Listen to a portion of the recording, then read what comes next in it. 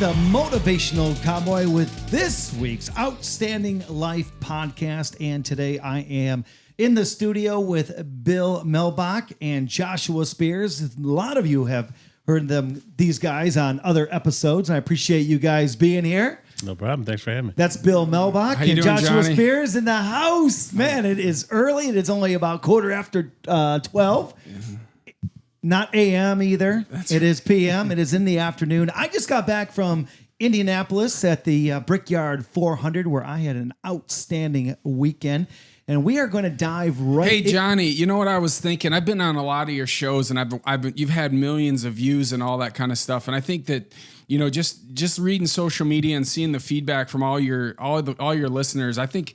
What about if we dive into Johnny D a little bit today and talk about him? I know the Brickyard's a lot of fun, but that has me really interested, and I think the listeners. What do you think, Bill? I think that'd be great. I think it's time for a roast. No, that'd be fantastic. The way you jumped right into that is like you guys planned something that we were supposed to come here and talk about something else, and now you want to talk about me. Well, Johnny, you dove right into that like you are a professional. Just because this is like your 10th episode of being on the Outstanding Life podcast, so I guess that I'm gonna give the reins to you and Bill today. Is that what you're trying to tell me? Yeah, pretty much. Right. I mean, there's been a lot of shows. I mean, your shows, you highlight other people, the Outstanding Life, and, you know, all kinds of different guests from all over the country. And what a great opportunity to do that with your podcast. But unfortunately, a lot of your listeners might not know who Johnny D is. And I think that that's a real big deal. I mean, Johnny D has been a huge impact in my life and all the thousands you impact every year. Why not share that with them? And Bill and I got together and said, this dude's not going to let us do it on his own. That's right. He's not going to say do it on his own. So let's just make it happen. Did it just get hot in the studio? Because I am sweaty. I'm kind of speechless. You know, because I'm so used to being the guy interviewing the other person or talking to the group, and this is kind of weird to be looking at both of you and knowing that you guys are going to be asking me questions and I have no idea what they are. It's actually pretty great because he looks a little flustered and tongue-tied, and So hey, let me get this started because one thing I'd like to do myself with this is to let the audience know how dedicated Johnny is. His body of work, his career, it's always been for the audience. And I noticed everything in all of his albums and his books and everything, there's always a dedication. So I'd like to kick off this podcast by just reading straight from his Time to Stand Out album. And because it's for you, it's for the audience. So I dedicate this CD/podcast to you. You who inspire me each and every day. You who truly live the outstanding life. You who live, love, laugh, and no matter what life throws your way. You who will write your own stories and be with the ones you love. So I just wanted to start that off. This is dedicated to the audience, and I want people to know Johnny is out there all the time working for you guys. You trying to make me cry? Won't be the first time. Won't be the first time. Wow. And that's the truth. Just you reading that, Bill, I mean, sometimes I forget about all the projects that I have put out there and the CDs and the books and stuff like that. But you reading that, it takes me back to 20 some years ago of getting started in this business. And the guy that mentored me in this business asked me, what do you want to get out of your career? If tomorrow never comes, what do you want? And I thought about that. And it took days to really, really think about that and pray about that. And it's just, I want to be in everybody's self-development library. If it's one of my books, if it's one of the CDs, if it's one of my tapes from back in the day, and those of you that are a lot younger, if you don't know what a tape is, look it up. I want to be a part of people's self-development library. And if they don't have a library, maybe I'm the first motivational speaker that they have a book of or a CD of. So yeah, it has always been about the people. Well, one thing I wanted to ask, since I've got two motivational speakers in the room here, I've read surveys before where the number one thing on a list that people fear is public speaking. Absolutely. It's the biggest fear in the world. People would rather die. And then the number 4 is death. Yeah. So basically people would rather die than speak in public. So what brought you, especially, and both of you guys, but what specifically brought you to wanting to speak in public and do this for people? Yeah, I'll never forget the day that, I got to be honest with you, Bill, just like over a year and a half ago, I didn't know what a podcast was. Over 20 some years ago, I didn't know what a motivational speaker was. All I knew that I was a small business owner. I was to let the millennials know that he was actually born before the internet. There were people before the internet. and I'll never forget the time. I'll never forget this though. But I was a marketing director for a Fortune 500 company, and I had a sales team of 40 or 50 people. And my neighbor, he was running one day, and he's like, Johnny D. He stopped and he says, well, it was kind of a funny story. I said to him, I said, hey man, are you jogging? He goes, no. He goes, I'm just breaking in a new pair of tennis shoes. So, and that's exactly what happened. I know it's not funny, but it really was funny at the time. And back then we had like Walkmans, and he took out this tape, and he says to me, he says, hey, you need to listen to this guy, man. He reminds me of you. And I said, what are you talking about? I go, so what are you listening to? He says, a motivational speaker. I said, what's a motivational speaker? Like, what do they even do? And so I start listening to this guy. And I was like, wow, I do this stuff every day. So I'm one of those people that I'll just do it. I'll jump right in there 100%. So I called the guy. I called him. And I was like, his name was Larry. And I said, Larry, I said, my name's Johnny D. And I was like, I can do what you do. He says, oh, really? Joshua, kind of like the same story you told me. and so he put me through this months of, you're going to do this. If you don't do it, don't call me back. If you're going to do this. I mean, and I did everything that he asked me to. And one day I had to make a decision. Was I going to stay a marketing director? Or was I going to reach out and try this newfound respect that I had for public speakers? And I walked in one day and quit my job. That's it. Just like that. So when you think about that transformation, walking away from a job like that and a career that's solid, steady, security obviously is a myth, but I'm sure there was a feeling of security. What was at the root of you deciding? I mean, was it people? Was it like in the perform on stage? What is at the root of why you would go into something that is, all the traveling you have to do and all the different things that go into it? You're serving all these people. What is the root that said, you know what, this is really what I want to do. I'm doing this, but I really have to do this. What do you think is at the root of that? God, Joshua. I'm getting goosebumps right now because, and I knew that this would happen, and you guys are probably going to make me start crying again, but I wasn't expecting any of this today. You're welcome. But I'll never forget the day of driving, and I'll never forget this. I was driving into work, and I says, God, if you let me do this for a career, I will never ask for another thing ever again in my life, ever. And I was like, I want to do this. I want to do this for me. I want to do this for you. I want to do this for people. I want to make a difference. And I'll never forget walking in and talking to the branch manager. And my mouth was moving and God was speaking. I got into my car and I literally said to God, I said, what the heck did you just do to me? I just quit my job. I said, if you're real and this is all real, I said, I'm going to put the radio on and you're going to play my favorite song. Let me tell you something, guys. That song was on the radio when I put the radio on. Wow. So it was God. Wow. So that shift and having that motivation, because I'm with you as far as, but God being a huge motivator, but I'm sure that it wasn't all sunshine and rainbows. Absolutely not. I went home and told my dad I quit my job, and he told me how stupid I was. Was there, and you've been doing it for how long now? 23 years? 23 years. My first paid speaking gig is right in a man cave. when you walk out of my man cave, there is from 1996, I spoke for 20 minutes for this big company, and I got paid, I think, $150 or $250 for my first paid gig. And you talk about that. So I had a nice place to live. I had nice cars. I did everything. And I gave all this up, not knowing even what a motivational speaker really does. I didn't know about traveling. I didn't know about CDs and books and all this stuff, right? So you think that you're going to be this big star, and I basically lost everything, man. I moved into a basement bottom apartment with 3 guys I didn't know, had to padlock the room.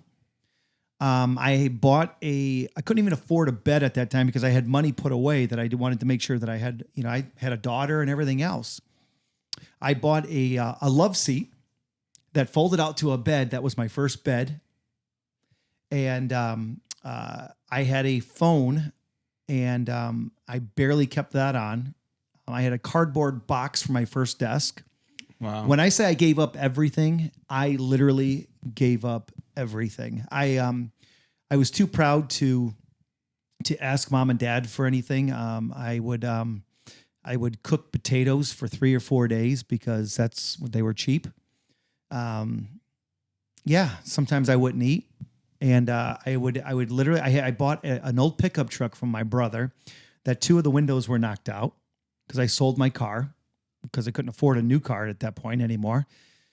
And when I spoke for Rotary clubs and Optimist clubs and all these different clubs that wouldn't pay me, but they would feed me, I would park my truck at least a block or 2 away where they couldn't see it because I was the guy that had it together. Wow. And I told my story. And so I don't know if that's what you were after, but yeah. Those are some challenging times. I think there's probably a lot of people listening who may be in that spot. And I think to see where you are now and know what you had to go through to get there, I think, was it your faith, the drive? I questioned my faith at that point. It's easy. It's easy not to question your faith, right? When you have money and you have everything going on, you have insurance, you have a daughter, everything's going right. Yeah. It's easy to have faith, right? Sure. But it gets tested in those dark places, right? And the one thing I always, to this day, 23 years later, and Joshua, you've heard me say it. Mm-hmm. There isn't a gig that I will not do because of money or this or that. It's because God gave me the opportunity. Mm-hmm. And I'm still doing it. When I looked at the other day, somebody asked me, I'm like, oh yeah, I think I've been speaking for 15 years. I went out to the garage and I saw 1996 was my first paid gig. I'm like, I've been doing this for 23 years. I was in high school. Wow. Yeah. So yeah, man. So yeah, it hasn't, listen, when you have a dream, or when a dream has you, or you have passion, but the passion has you, money doesn't motivate you. Mm-hmm. Man, it was just speaking to anybody who would let me speak. So what was as far as being in that really challenging space, I mean, as far as like getting back into those clubs and thinking of everything you gave up, that drive, if somebody, somebody right now was in that spot, they were chasing their dream, what would you tell them to say, hey, I have the luxury, Bill has the luxury of knowing where you are now. Yeah. You didn't then. You didn't know how the story was going to turn out. What was that drive, and what would you tell somebody who is in that space right now? That's a great question. And I would say probably be honest with yourself. Check yourself. That's tough to do sometimes. Absolutely. Yeah. I joke around, Joshua, and Bill, you've heard me say it, and people that might be listening to the podcast that do know me, I joke around a lot, but sometimes the joking around comes from insecurities or people telling you that you can't do something. But one thing that, even though I joke around about it, it's for real. And that is, and it should be real for everybody. And that is, you should be able to look in the mirror every single day and love that person. Mm-hmm. That's not conceit. That's not being stuck up. That's saying, you know what? I love that person. I love the person that has been created. Sure. I love the person that is going through the hard time. I always say, I love the hard times. Mm-hmm. It makes you appreciate the good ones. I mean, if you think for 1 second that my first book, it was written on napkins. It was written on napkins because I didn't have, I mean, listen, I mean, I didn't even have enough money to pay for paper.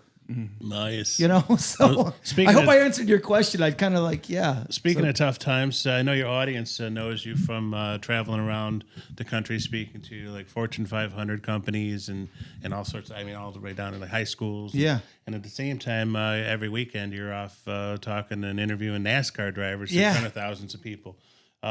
One of the things that interests me, and I would think it would interest the audience as well. Speaking of those tests, this first album, Motivational Thoughts with John Dmytryszyn, you got like over 43 cuts on here. Yeah. It looks like you really put a lot into this. Now, going back to that time frame, this was like 2000. Tell me a little bit about what it took to get that off the ground. I mean, did you, was this like I had to scrape together, you know, every last penny? Tell me about that. Yeah. So I was on a small, and Bill, you might remember this guy. I know that you probably didn't listen to country music, but there was an old DJ. You did? I Okay. used Do you to do remember country Dino line Day? dancing. Do you remember Dino Day? Oh, yeah. So Dino Day, me and him met, and he took a liking to me. And so what I would do is these motivational Mondays. And so every day, and he wasn't like this guy that was always like, hey, how you doing? And he would always be like, dude, I need this, so you better be good this week. And I would call in and do these motivational thoughts. So one day I thought to myself, man, I have 40 or 50 of these already. I can make a tape. Well, that's great. But I wasn't recording them at the time because most of the time I was on a phone. And so what I did was I went in the studio with all these thoughts. And I put them, it wasn't even a CD back then, Bill. It was a cassette tape, okay? Nice. So I'll never forget, I had like $300, guys. $300. And to me, that was a ton of money, okay? And I went in there, and do you remember the cassette tapes? It was like side A, yeah. side B. Side A, guys, I nailed it. I had time. I did everything. And then the guy looked at me, and he said, gave me like the number one sign. And I'm like, so he goes, cut. He comes back. He goes, you have an hour to get this whole project done. And that includes editing. Side B, I talked so fast. So now, I mean, like, so if you listen to the actual the tapes back then, side A was perfect. I nailed it. I had time. Side B, I talked so fast because I wanted to get all my stuff in that tape. So it was awesome. So yeah, that was a funny story. I love technology. Maybe the audience can Google cassette tape. Or maybe even 8 tracks. So right? guys, let me. Speaking of tapes, let me just brought up a funny story, and I know you didn't ask, but I'm gonna tell you anyways. At Christmas that year, I literally had $30. I had $30 for Christmas. Okay, that's not a lot of money for Christmas. Okay. I went and I found a studio, and I said to the guy, I said, hey, I got $30 in my pocket. That's all I have. And I have enough gas to get out to your place and back. I said, can you work me out a deal? I said, I want to come in the studio. And I said, I want to make a tape for my 2 brothers and my mom and dad. And I wanted to give it to them for Christmas. And he says, what? He goes, well, my fee is blah, blah, blah. And I'm like, listen, dude, this is all I have. Please. He said, yes. And I went in there and I did 3 10-minute CDs or tapes back then. And basically it was a Christmas present that they couldn't take back. And I let them know how much I loved them and how special they were in my life. And I'll never forget that because people often say, well, I don't have money for Christmas. I don't have money for this. I don't have money for that. Well, let me tell you something. That was probably the most memorable Christmas present out of all the years I've been buying Christmas presents. It was just kind of funny. And I know that probably came out of nowhere, but it was just kind of cool how I literally had like $30. And what happened was the guy was so inspired. I mean, he literally thought, I mean, I went to his like home studio, you know, and I mean, it was like in Farmington Hills, and I mean, a big house. I mean, this guy had it together. He not only gave me my money back, but he edited everything for free for me. because I inspired him because of what I was doing. Wow. So That's amazing. Fantastic. Another thing, that's really interesting as I look at this CD, and I've seen some other pictures from being here for other shows of you in a suit, and looking at this outfit on here, it looks a little different than the Motivational Cowboy. And it's interesting. Where did Motivational Cowboy come from? Let me pop in on that. That's one of the first things that drew me to Johnny. It's like, to me, I spent like 10 minutes with him, and I got like Garth Brooks and Tony Robbins. Right. but it's looking at your most recent CD, The Time to Stand Out, and your book, Ripping Pages, and, and your website, it's Motivational Cowboy. And, obviously it's the same guy, but it's a different look. And, and I'm sure the cowboy resonates with a lot of people, but that's interesting. Where did that come from? So when I look at, and I think of a cowboy just doesn't come from the South. Cowboy doesn't just come from, the mountains. I have been a cowboy ever since I had my first pair of cowboy boots, and that was probably in second grade. If you look back, so cowboys come from Motown. Yeah, right. Well, listen, I always say, Bill, I mean, you've seen me speak enough. There's only 2 cowboys in Detroit, me and Kid Rock. That's right. That's right. And so finally, when I got enough money, I hired myself a PR lady, and she basically dressed me and told me what I was going to talk about and did all the things right. And I was a suit and tie guy. That's what they were. That's what we did. That's what But I never felt comfortable. I gave my talks and I did everything that I knew I had inside me, but I wasn't feeling it on the outside. And so one day I was out and I had a photo shoot, and I get out of my truck and my PR lady says, "Listen, I've been getting all this, comments about you wearing a cowboy hat. That's not what we're after." And I'm like, "Well, that's who I am. I'm sorry, but I mean, you know what I mean? I can't be somebody else." And she's like, "Well, just, what? Go to your truck. Do you have your hat?" And I'm like, "Yeah." And we're out by by some railroad tracks and stuff. The sun was coming up. We were in Wyandotte, Michigan. And she said, "Go get your hat and put it on." I put my hat on. I turned around. She looked at me and she goes, "Go home and rip up every single tie you have." And at that time, MySpace was really big. And I went home and I was the Detroit Cowboy. And so I was the Detroit Cowboy for a long time. And one day I was messing around and I was emailing a friend, and I'm like, "Ha ha ha, from your buddy, the Motivational Cowboy." Literally within 5 minutes, he bought .com, .org, and he called me back and he goes, "You're the Motivational Cowboy now." Wow. And that's how it happened. It was fate. It was like, I believe that God has had his hand on my career and on my path. And I didn't create this. It was created for me. Wow. I hope that answers your question. No, it does. I mean, that's interesting because I think we're all looking for ourselves a little bit. Yeah. Well, I get it. It goes back to something you guys asked earlier, and it's about honesty. Yeah. We have to be honest with ourselves. Yeah. Listen. No. I'm just saying, if I was, even in high school, I would wear my corduroys with cowboy boots. You know what I mean? It's very observant of Josh to notice that, because now your next CD, yes, welcome Motivational Cowboy. Yeah. Yeah. This one looks fantastic too. Now, was there much of a jump between making the first one? Absolutely. And then the second one? When I jumped into that, and you guys might have heard the podcast with JC Unger. JC and I met, and I started doing all of my CDs with him. And JC does all of the music he is a one-man band. This guy plays guitar, he plays drums, he does everything. And me and him connected, and I would go watch him play because he would play all over Michigan. Now he's down in Florida. And so what I wanted, so if you listen, the one thing about my CDs that haven't changed, yes, the cowboy hat did come on later on, but the one thing that hadn't changed is music. I love music. And Joshua, you brought your son over, and he's watching movies right now, and Joshua took him in the back room, and he's like, "You're not going to go in there. That's where all Johnny's guitars are." Yeah. And I love music. I'm not good at it. But one thing I always wanted was to be able to tell my story and then add music.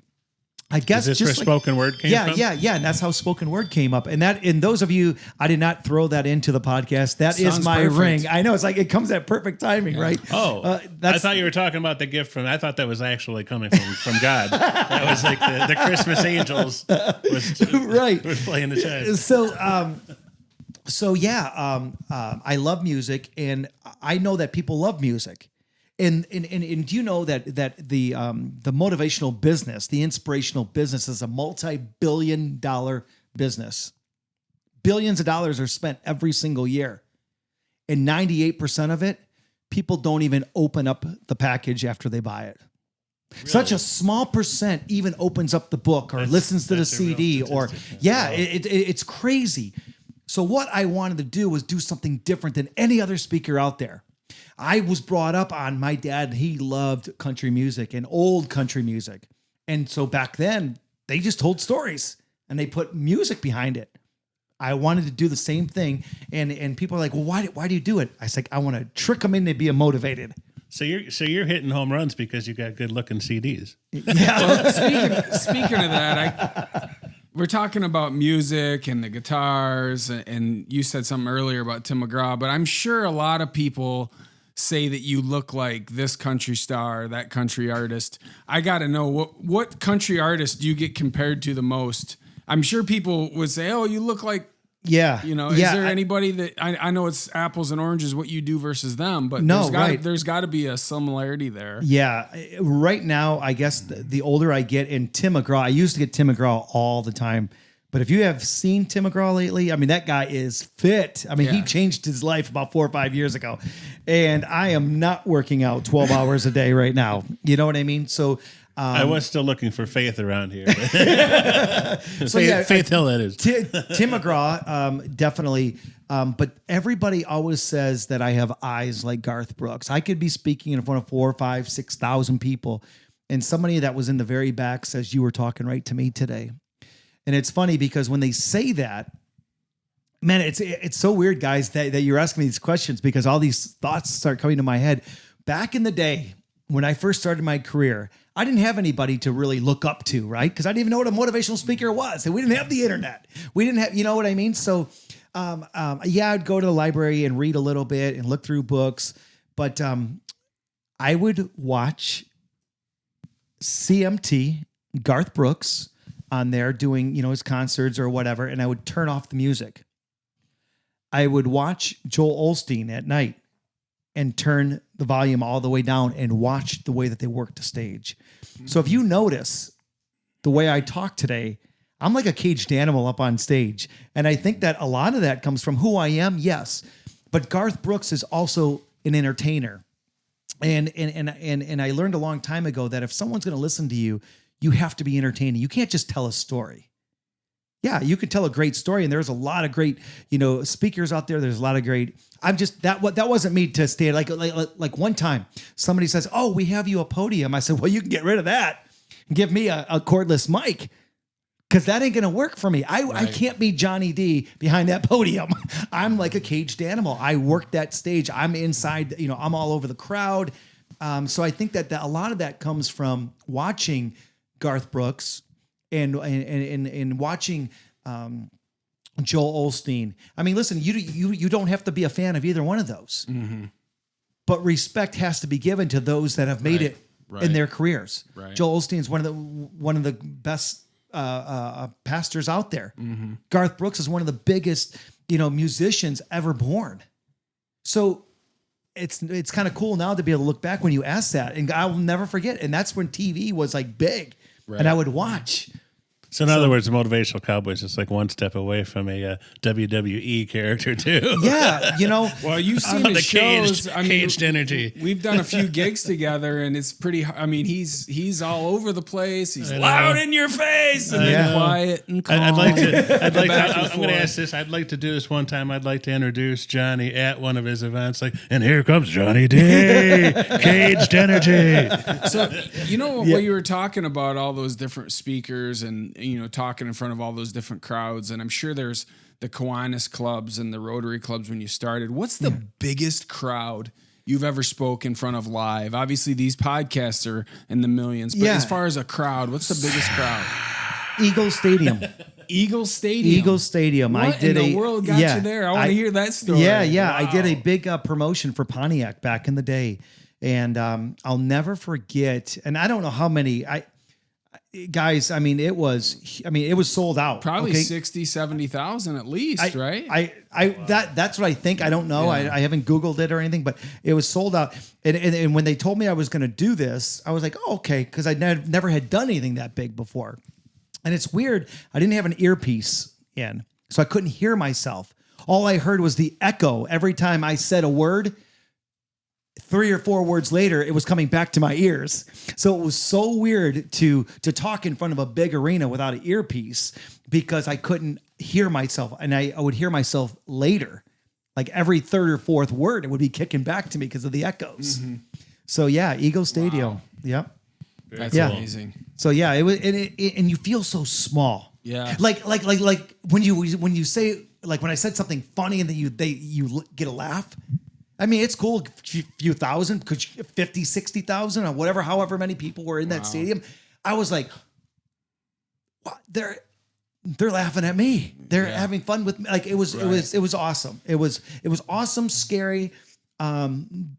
But yeah, so Eagle Stadium, to answer your question. We're all, you and I have talked about this, through our, you helping me with my journey as a speaker. Has there ever been a point where maybe that was a big moment, or where there was a really big moment as a speaker, or maybe your podcast had a certain amount of views or books, a certain amount of sales, where you've ever felt like you've arrived? No. Or have you not felt that way yet? No, I haven't.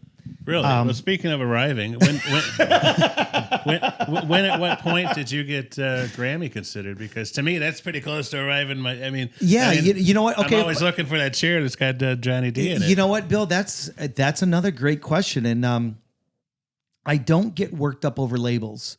So it was 2 CDs ago. JC, did everything. I got a record company, basically, got a hold of me. I did the CD, and it came out just awesome. I think it was awesome, and it was super cool. It was super fun, and but I'll never forget that journey. What was it like when you first got the word? So I was just told to see some of those other people. The thing that blew my mind was just some of the other people that were on that list. Yeah. So I got to be honest with you. When JC called me to tell me that this was Grammy considered, that was after the record company told us that my CD was no good. So they had told me that the CD, nice. They told me it was garbage. They told me to get rid of it. They told me blah blah blah blah blah. And I went to Nashville, the whole deal, man. And then me and 2 buddies of mine drove back, and I was in tears. I'm like, man, I thought I got it. Like I was, to be signed by a record label, and I was a motivational speaker, not a singer. Right. That was cool. But for them to tell me that it was no good, and then to a couple months later, JC called me and said, hey, are you sitting down? I said, yeah, I'm in an airport. He says, I got to tell you something. He goes, our CD is considered for a Grammy award. And I said, that's cool. What's a Grammy?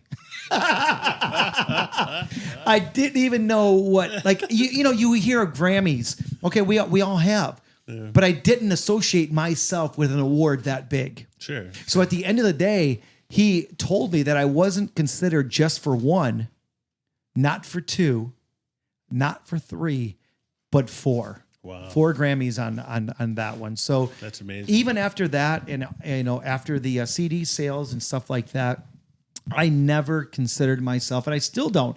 It's kind of cool when sometimes when you go to your own when I go to my own website, I'm like, holy cow, that's me. Like it's still kind of cool to know that what I get to do every single day. I guess when you said, have you felt like you made it? It makes me think about something I've been able to say for many, many years, and that is I have done more in my life already than most people could ever dream of. I have traveled, and I've been, successful in what people say success is. I guess when I can lay my head down and know that I was a great father, that success. When I can lay my head down and know that I was a good son, a good brother, a good cousin, a good friend to somebody. When I could put a smile on just a stranger's face, I guess I have made it. When I can leave this earth and know that I tried, I guess I have arrived, because you know what? I'm not scared about tomorrow. If something would happen to me, I know that people could say, man, that guy was fun. He was this, he was that. So I guess it's like I'm doing what I love. Bill, I was telling you this earlier, and that is, I don't know, years ago, a friend told me, my friend Bob told me, he says, I hope you never know how good you really are. And I wanted to punch him in the face. I said, what's that supposed to mean? I got offended. He says, because you won't be you if you knew how good you really are. So I hope I never find out how good I really am. So anyways, I hope I answered your question. I just keep telling stories. So. No, I think it's interesting because I think, I went through a transformation, and that's kind of how I met you a few years ago. I decided that I wanted to do something like, in a similar type career path. And I think obviously we all have our own thing as far as what we really want to do. And then there's a lot of people who I interact with who, they have a life and a job, and those are all great, but there's also like this quiet desperation that a lot of people live with. Yeah. And to go after that, what advice do you have someone who's stuck in a job they don't like, and maybe they don't want to be a speaker, maybe they want to get new music, maybe they want to get into cars or whatever, making that shift and say, you know what, I'm willing to, like with what you did, I'm willing to take this career and flush it and start over. And it's a tough deal. What advice would you have with those people to be able to look that person in the mirror and say, you know what, I'm gonna do something different? I mean, to go from where they are now in that quiet desperation to doing what they really were built for. What advice do you have to those people? Because I know that there are probably thousands of people listening who are in that exact same spot. You know what, Joshua? You're absolutely right. But we know that 98% of them will never take that leap of faith. Right. Okay. So why you were asking me that question, I was thinking about everything you were just saying. And that is, start enjoying the job that you do have. Start enjoying what you're already doing. Yeah. Listen, if you think for 1 second, if you're not happy, finding another job is not going to make you happy. You have to be happy. Listen, life is going to be tough if you have your job, my job. I tell you what, walk a mile in my shoes and you're like, man, I want mine back. Right. I want my job back. Joking around, but it's not joking around. And I'm trying to answer your question, but there is no, this is how you do it. First of all, you have to like yourself. Like I was saying earlier, you have to be able to look in the mirror and go to work and be the person that you want to be. Right. But everybody wants Bill's life or Joshua's life or Johnny D's life or somebody else's life because we think that they have it together, right? And you've often said that. Well, I'll tell you what. There's a lot of times I use this analogy in my talks, and that is, I'm like, ladies and gentlemen, just think about for 1 second 3 of your biggest problems and mentally write them down for me. And I give him a couple seconds. I said, now I'm going to take my cowboy hat off. I'm going to pass it around, and you're going to put all those problems into a hat. And they're going to be gone forever. And everybody's shaking their head just like you are, Joshua. Like, yeah, all right. I got get 3 of my biggest problems, and they're gone. Whoosh, straight out the window. But now I'm going to pass the cowboy hat back around, and you're going to pull somebody else's problems out. And now those are yours. I guarantee you, most of the time, people are going to say, can I have mine back, please? Right.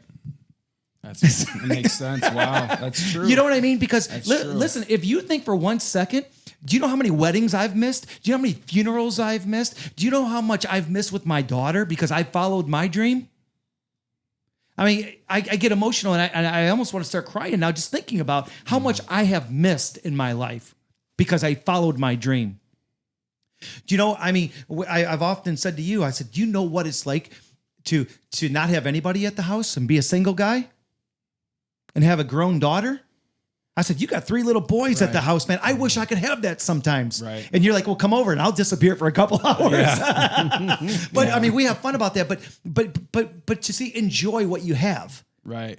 Not you, but everybody. I mean, No, we it all, makes sense. we We all all like, struggle with that. I chose to miss things. And when people want Johnny D, I don't complain because that's what I signed up for. You want my attention? You got it. I put it out there. You practice what you preach. And that's one thing that my dad always said to me. He's like, you know, if you're going to do this, man, you better be able to back it up. If you're going to talk the talk, you better be able to walk the walk. And then my dad said to me before he died, he goes, you want you want to be successful? Remember these 3 things. He says, be a man of your word, Johnny D. He says, keep your car clean. He says, and make sure your boots are always shined. He goes, and people can roll up and see all those 3 things and know that you're a good person. How about 2 out of 3? You lost me at the clean car. I don't want you to look at my car. My car's trashed. No, but Hey, but you see what I mean? I mean, they're Yeah. little things that all of us know. No, I hear you. You know? That brings me to a quick point. Sorry, Josh. Off of that, when I first met you, one of the very first things, it was actually for release of your album, Outstanding Bound. Yeah. Yep. And one of the first things that hit me was, based on everything you were just saying, was that you were talking about living the outstanding life. Yeah. Where did that concept? Great question. Where did that come from, and get people to stand out? Well, those of you that don't know, I was married, had a very successful marriage. It lasted about 1.5 years. And Got some longevity there.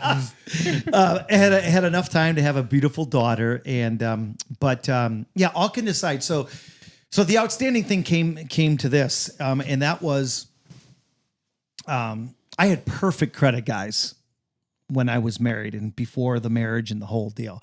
But I'll tell you what, something happened after I got divorced. I kept getting these letters from these people I didn't even know what half of these stores were, who they were, what they were doing. Macy's and Hudson's and all. And I kept getting these letters saying I've had outstanding balance. Mr. Dmytryszyn, you have an outstanding balance on this. And you have an outstanding balance on this. You have an outstanding balance on that. So I walked into work one day and someone said, hey, Johnny D, how you doing? I said, outstanding. Thank you so much for taking the time to ask. And I got a reaction from them because people don't like enthusiastic and motivated people, right? So people kept coming to my office and going, hey, how are you? And I'm like, outstanding. And all of a sudden people all day long. And then they started to hold me accountable. So I was living the outstanding life before I was even a motivational speaker. Wow. Funny story about all that. That was all taking place after I sold my first company. I was working at a mortgage company. Okay. This was years and years ago. And I'll tell you what, a friend got me a job. This was after my divorce. And I hope I'm not boring you guys, but this is what we want. This is a great story. Get to know Johnny D. I got to know, I cut grass. I was a landscaper, right? I was in shape. I was tan. I had long hair, the whole deal, man. He's still in shape. But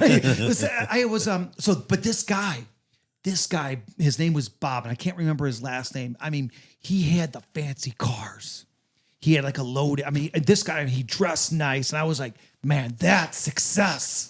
I want to be just like this guy. Man, he loved me because I would work 14, 15 hours a day. And man, I got good in that business because I wanted to be like him. I thought that was success. I thought that would make me happy.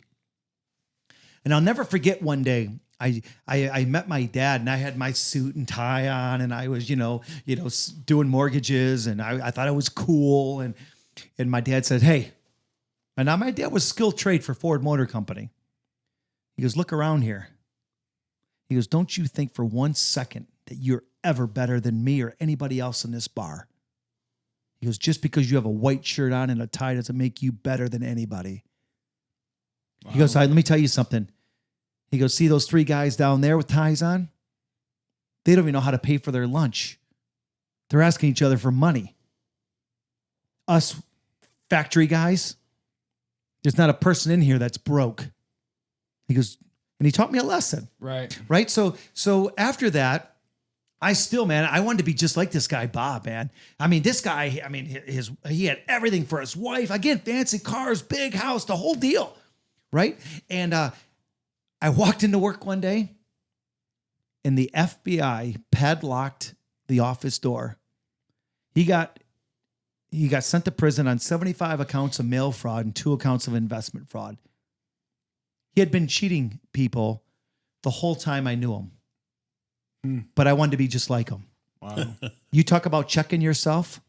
You talk about thinking that just because somebody has this or has that's going to make them that they're better than you. I didn't know any better back then. I just thought, hey, this guy has money, man. I want to be just like him. Right. But I tell you what, yeah, I'll never, ever want to be anybody, but I want to be somebody that's honest and truthful and a good person.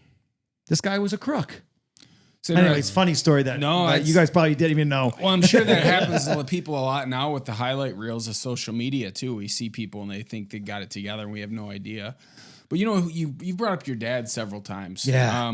On several occasions from, you know, the time in the bar to, you know, different things. What it sounds like your relationship with him was extra special. Was he the one of the main driving forces to be the wind in your sail to do what you're doing now? Well, I told you earlier when I first started, you know, my dad told me how stupid I was. Yeah. And because he wanted, and we're all fathers, we want the best for our children. And that's all he wanted.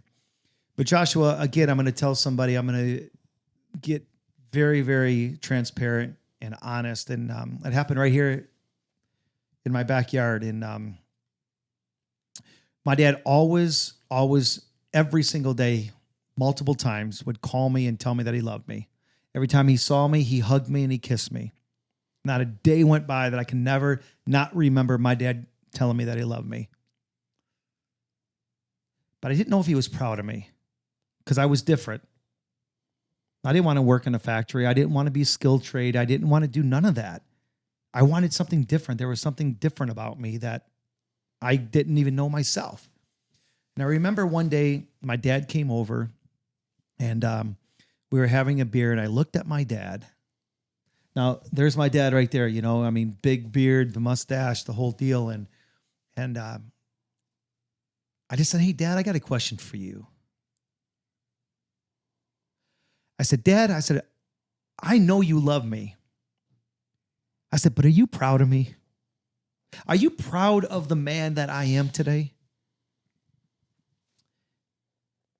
And my dad grabbed me and he started crying. And my dad didn't cry. And he just looked at me and he just hugged me so hard. And he just said, I'm proud of you. I just don't know how to handle you, John. You're different. He goes, I never want to let you down. I never want to say the wrong things.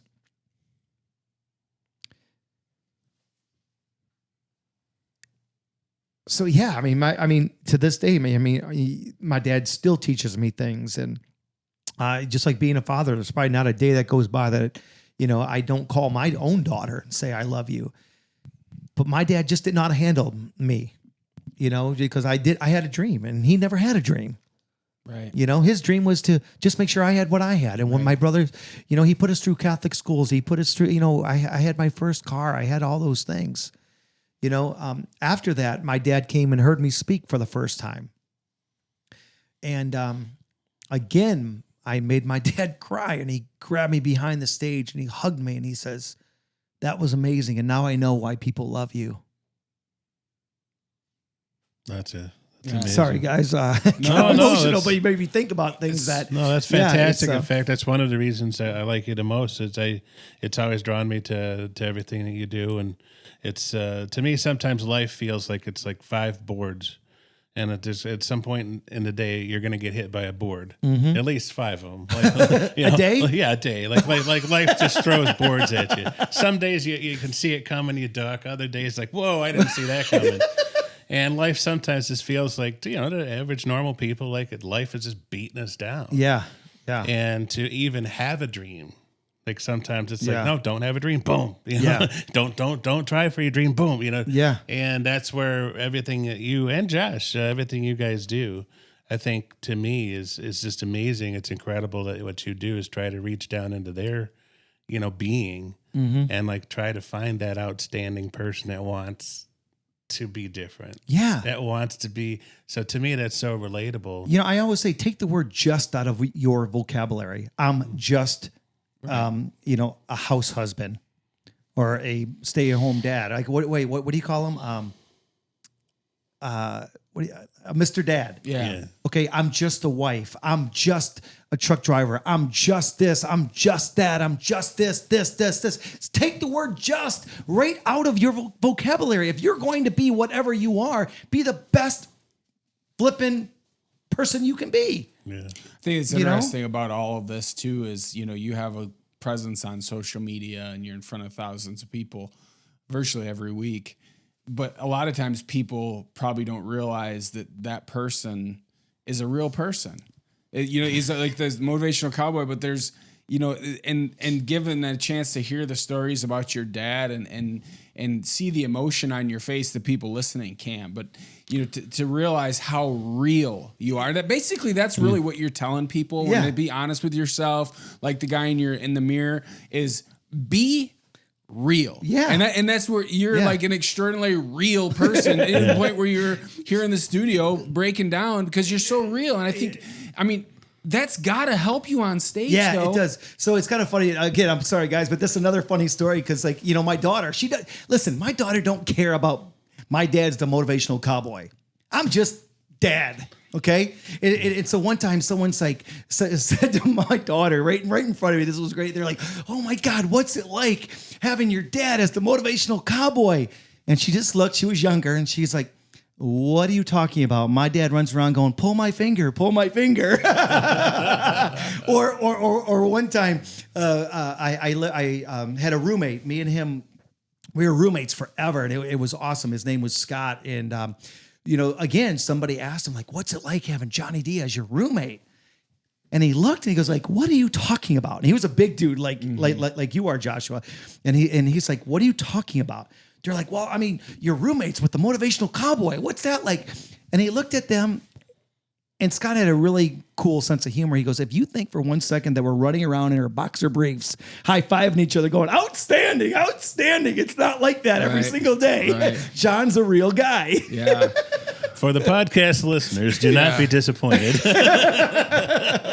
Well, another thing too, it's interesting. We've talked about your book and your CDs, and we all know that you do the, as Bill said, the Chevy NASCAR stuff. Yeah. But there's a lot of people out there. Like, what kind of organizations have you come in, and what kind of organizations do you speak to? Like, we know you're a motivational speaker, as a motivational cowboy, but what kind of groups do you talk to? Yeah, no, that's a great question too. And I've spoken for Fortune 500 companies. I'm speaking just next month.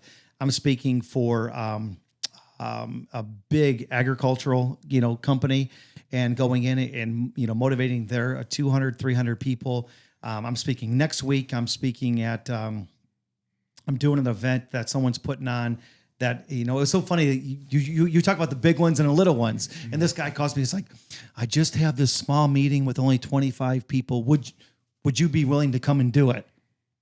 And I'm like, "Absolutely." Oh, as long as we got a few minutes left, I know whether people have seen you at a motivational event or people have seen you at NASCAR. What is one of the best ways to get a hold of all the materials? Yeah. Where do they go? Yeah, just motivationalcowboy.com. I'm on Twitter at MCJohnnyD4. And Instagram, I'm at Motivational Cowboy. And you can find all that at Motivational Cowboy. Perfect. So, perfect. Guys, do you have any other questions? Because I just want to talk about something real quick, but I'm going to let you guys ask us since it's your show.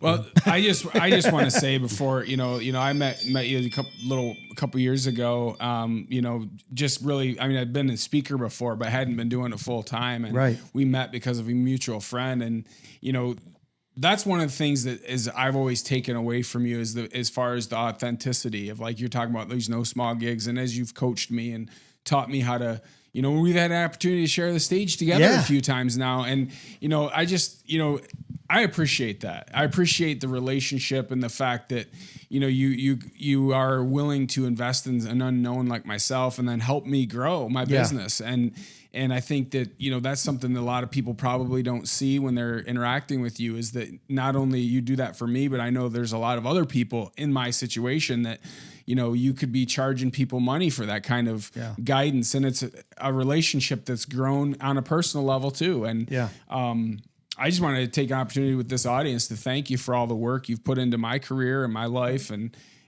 helping me with so many things. So Johnny D's the real deal, right, Bill? Yeah, I mean, absolutely. And I'd like that chance to just on a personal level, just thank you for your friendship. Yeah. Johnny's not only everything that we talked about today, but Johnny's just a genuinely good friend. I can't thank you enough, and I'd like your audience to know, I mean, there's been many days where I've felt depressed. There's been many days where I've had a lot of things going on. And, I mean, it doesn't matter the occasion. I mean, many times you're the only person that will even acknowledge it. And I'll be getting a text that says, hey, Bill, just thinking about you and your daughter. Have an outstanding day. And a lot of those times I know you're in an airport. Yeah. I know you're on your way to your next gig. And a lot of times I know you're literally about to go talk to 5,000 people, but you took the time to say something. Yeah. So I just want to acknowledge in front of the audience that I just appreciate your friendship. Well, thanks, guys. That means a lot to me. And I just hope the audience gets a lot out of this, because Johnny's just a great guy. And whether it's professional or personal. You know, I appreciate you guys for coming in and obviously You've been a good sport, Johnny, for That's right. hijacking your show. You've been a really good sport. Well, I appreciate everybody for listening to the Outstanding Life podcast. And don't forget, you can choose a platform to listen, and that is Apple Podcasts, Stitcher, Spotify, YouTube, SoundCloud, and Player FM. And now you can make a donation to the station by PayPal, and you can support the Outstanding Life podcast on Patreon. And you can see all of this at motivationalcowboy.com. You can tweet me at MCJohnnyD4. And don't forget, you can even follow me on Instagram. On behalf of all of us, be safe, have fun, and have yourselves an outstanding day. We'll see you next time on the Outstanding Life podcast. Outstanding Life is a Soul Bridge Studio production.